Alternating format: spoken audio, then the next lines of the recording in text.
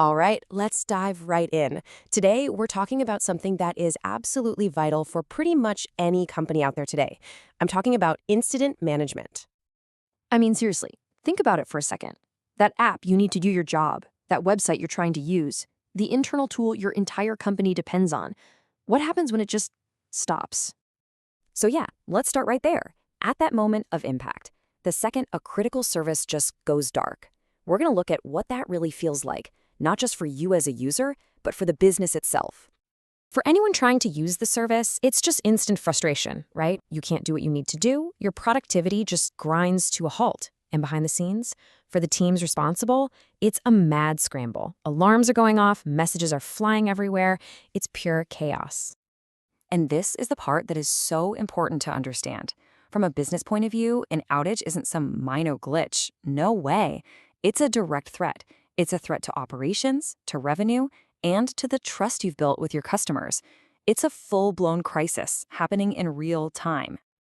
So, in the face of all that chaos, how do you prevent a complete meltdown? Well, the answer isn't just hoping it fixes itself.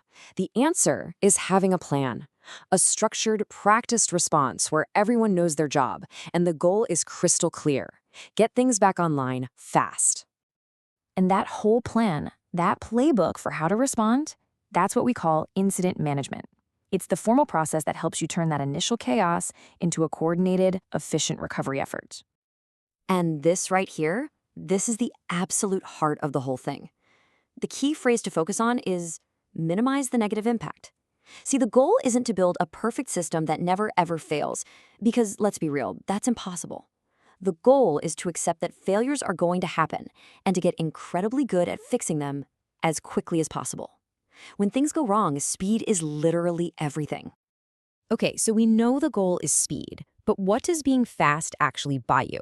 Let's break down the real-world business value you get from having a solid incident management process. And that's a fantastic question to ask, right? We're moving beyond the technical jargon and into the so what. Why does this actually matter to the company's bottom line, to its customers, and to its own employees? Well, this is what it gets you. When you restore service faster, you get higher availability, more uptime. Your users are happier because the thing they rely on actually works. Your employees can keep being productive.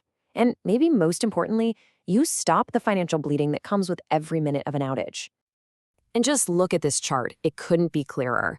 On the left, you see the potential cost when an incident is just left to burn. It's high and it just keeps climbing. But on the right, with a good process in place, that cost is slashed. You're cutting down the time, and because of that, you are cutting down the financial damage. Now, beyond the money, there's something else that's super important here. The promises you make to your customers. A lot of businesses have what are called service level agreements, or SLAs. They're basically contracts that promise a certain level of uptime and performance. When an incident hits, that promise is suddenly at risk.